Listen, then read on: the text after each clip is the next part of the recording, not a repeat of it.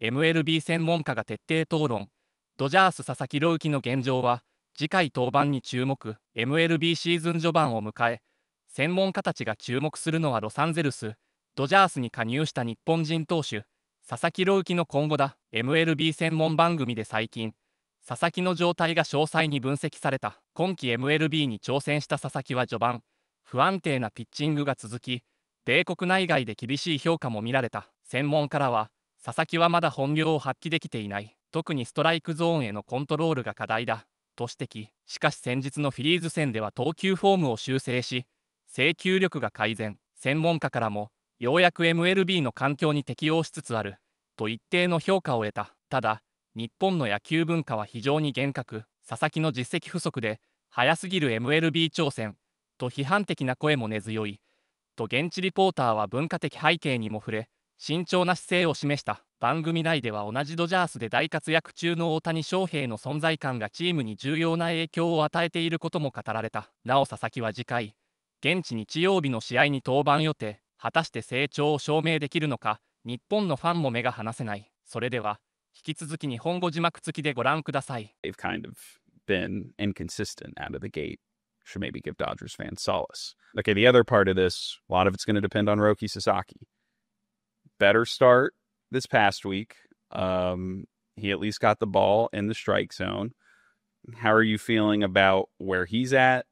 Kind of what his development looks like, kind of moving forward in the short term. And again, for one of the questions I have is like how, especially if Blake Snell's hurt, if somebody else goes down, like they might not need him to be great over the course of the year, but they might, again, like suddenly you look at this, it's like, okay, you kind of need him to be making regular starts and giving you some production. How much more encouraged are you after seeing, how he was able to at least compete a little bit more in Philadelphia? Yeah, I mean, the truth is we don't know what they have here in Sasaki, right? We're still in the process of finding out.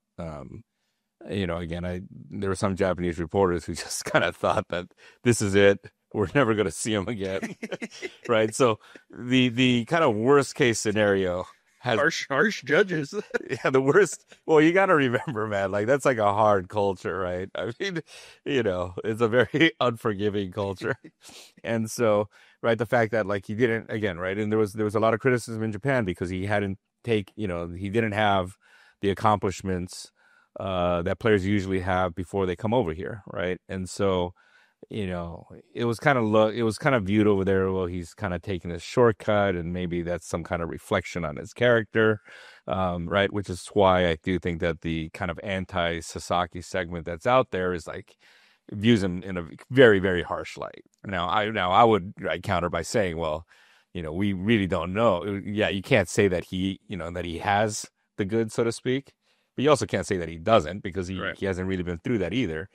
So they've avoided the worst case scenario, right? He's not going to just completely fold and disappear. At the same time, it was 4+. I think it's a little bit early to kind of start celebrating yet. I mean, so I'm going to go out to the game tomorrow. Sasaki's going to be starting, right? No. Okay. Well. You'll be going to the game on Saturday. No, let's see that. Yeah, so I mean, well, Plashkin and I were talking about this early in the week, right? And it was just kind of, well, when do we write about him next? And I kind of told Plash, and this is right, is that for me, it's either when he gets sent down or when he gives them 6+ innings and he shows us that he's okay. This is a guy that they can actually count on. To me, right now, it's like I don't know. I mean. I mean, the fact that both of those things are still in, right? The cutting analysis. Yeah, well, I mean, that's where we are, though, right? The fact that, like, Oklahoma City's still in play, or the fact that, like, it's still in play that, like, this guy could actually be a legit guy in their rotation. The fact that both possibilities remain in play, I think kind of speaks to the uncertainty of the situation. I mean, it also speaks to, again, how much talent this guy has. I mean, can you imagine? If this were anybody else, right? They would be. I mean, Bobby Miller got knocked around a little bit. Didn't he get touched a little bit in Oklahoma? Well, he was walking a bunch of guys. Yeah. Oh, the ERA is good. Yeah, I mean, it could be that type of situation, right? And so, I don't know. I don't know what to make of. I mean, again, I don't know the kid yet, right? We haven't been around him like either that much. And again, his personality, his public persona wasn't as developed as like Otani's was in Japan. So we kind of don't really know what to make of this. To me, look, it looked like he was really relieved, really happy after that start in Philadelphia. How do you read that, right? Do you look at that and think like, man, like he's happy with pitching 4? I mean, the other way is that look, he was a young kid that kind of had 2 traumatic starts, and he's going to be happy. I mean, I think that the way we kind of view this thing, right? It's ultimately we're going to look back on this ultimately where he is kind of at the end of the season. I don't know. I had 2 takeaways on this. Not playing psychiatrist like you. Yes, he looked relieved and happy. The big one is, it was good to see that in the span of 1 week, he could actually get the fastball back around the zone. Because we talked about this last week. To me, it was going to be like if his command remained even close to as inconsistent as it had been in the first 2 starts, it was going to be hard for him to even develop at the big league level. At which point, I think something like an OKC stint might have come more into play, or going to Arizona and working out some stuff. He made an adjustment in the bullpen. He basically, with his landing foot, was coming across his body too much, which is part of why the ball kept missing arm side. He kind of got it more aligned to the plate, apparently. And just seeing something like that, right? Like a small little tweak that he can make in one bullpen and apply, and then have, again, better success, at least getting the ball over the plate, I think is reflective of a guy who can, understands. He said he was a good athlete, right, before, right? And I think that's probably a reflection of that. Yeah. The second part is, that was a really good Phillies lineup, and he threw. Part of getting the fastball over the plate is he threw a lot of them like right down the middle, and they didn't really punish it. And to me, this is like one of the other big questions coming into the year with him: is how good is this fastball really? Can it play against big league hitter? Like, can he challenge guys with it without getting punished? And then be able to use it to set up his splitter. And I think the one good part about these first 3 starts, if you want to extrapolate from a small sample, is when the fastball has been in hittable spots, guys haven't really crushed him. Like, I don't even know if has he given up an extra base hit yet this season? No, I haven't watched as many games as you. Yeah, but you've watched those 3. And so, yeah, I thought that was a, for a 4+ inning start, I actually thought that was a very positive sign, and probably one of the best things that happened for the team during the road trip. Yeah, the first 2 games too, I just kind of thought the general, approach of just kind of going away from guys, right? It wasn't just the fact that he was missing. It was just kind of that he was missing away. To me, it kind of spoke to a little bit of this, like, oh my God, I'm in the major leagues now. I can't throw it over the plate. If not, these guys are going to absolutely punish me. Again, reminds me of Yamamoto last year. Yep. Right. And who, by the way, like one of the keys to his success, like Austin Barnes was talking about this, he's challenging guys inside, it's setting up the splitter to fade away from him. Like, that's been one of the big adjustments he's made so far this year. Yeah. And kind of sometimes, right, like, just don't overthink it. Like, it's, you have a great running back, just hand them the ball. Like, just don't get cute, man. And look, and until they hit it, I don't think that there's kind of any problem. Just kind of, well, let's see if they can hit it or not, right? I mean, they hit it, then you got to figure it out. But, like, don't go away from, like, what's made you successful up to this point. I did think the last, and it's funny because last night I was in, where was I? Dallas. Dude, you were the Luca Capital. Well, yeah, again, I slept even less than you did probably last night. That's so true. But so I was just following the game on the game tracker, and so my understanding, Otani gets on base in the 7th inning. 7th? Yeah, it was like a booted grounder. Steals a base, and then I had to go to listen to JJ Redick. But I just remember thinking when he got on second, like, okay, they're going to win the game here. No, they did. And they did, right? And that's kind of again, I know it's kind of easy to look at these games kind of in the right when they got hit with the Trump jinx, and they lost 3 in a row. You don't lie. You're disappointed that they won yesterday and you couldn't make this a thing. The White House. I had a lot of White House curse tweets in my replies this week. And then you click on the hashtag. It's great. You click on that hashtag when people tweeted at you, and you just see every team that's lost a game over the years after they go to the White House. It's like the Penguins lost 10-1 to somebody or to the Capitals one year. Who was the president then?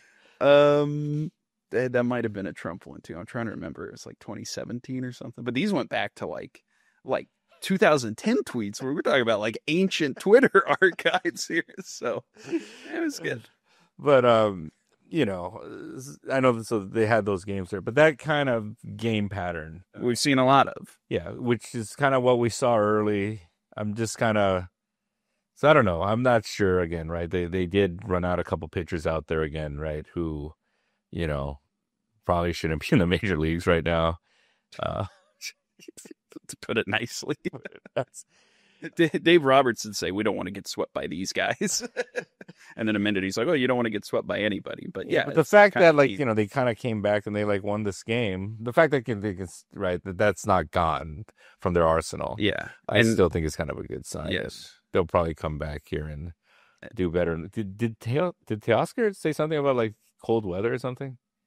But I saw something about that on Twitter. Yeah, it was very cold. And depending who you asked in the room, is that why your coffee wasn't as good? Your fingers were nice. It was nice and warm in the Nationals Park press box because they keep the windows closed.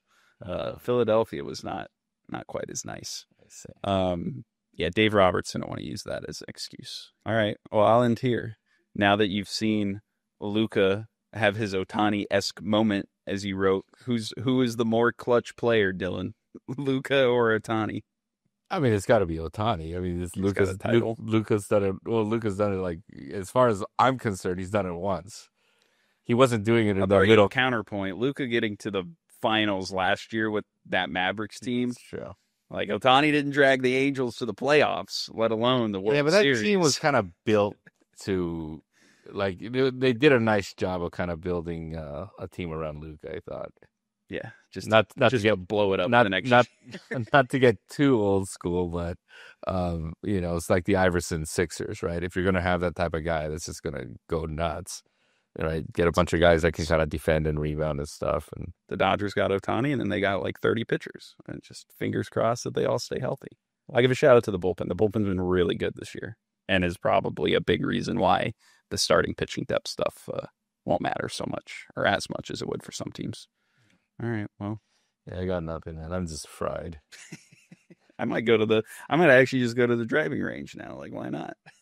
Yeah, I mean, you are desperate. Have you been to the Top Golf here? Yes. Chris Taylor did a charity event there a couple of years ago. Oh, that's cool. Well, you had to like work. I live like right over here, so yes, I've been for fun. Although the Westchester Golf Course, great public. God, I miss night boxing, man. You'd spend a week in Vegas and just like one night. There was always the night at the Top Golf at the MGM Grand, man. That was fun.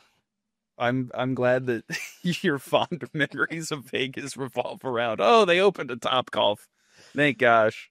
Yeah, running enough stuff to do. Okay. All right. Yeah, we're giving Mark, who's supposed to be on vacation right now, a lot to edit. So I'm trying to kind of like get into something.